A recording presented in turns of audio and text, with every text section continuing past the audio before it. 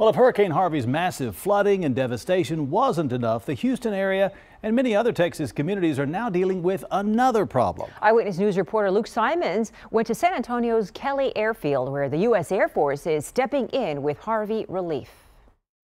The mosquito is perhaps the most dangerous animal on the planet, mostly because of malaria, which still kills almost 1 million people a year in Africa. And we don't have any active transmission of malaria in the United States, but there are other diseases here that we're concerned about.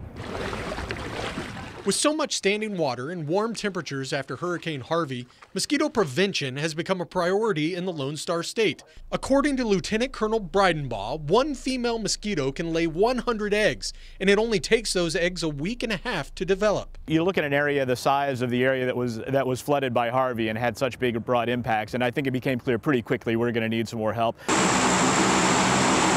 3 C-130s from the 910th Air Wing in Youngstown, Ohio, have been housed at Kelly Field in San Antonio for the past 2 weeks.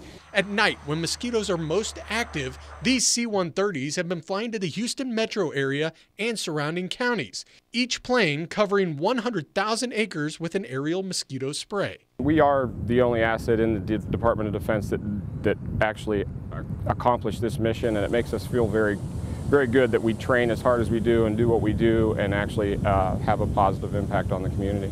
As you can see, the C-130 is a massive plane, and when it's retrofitted with these nozzles, it becomes a huge asset in the fight against mosquitoes after Hurricane Harvey.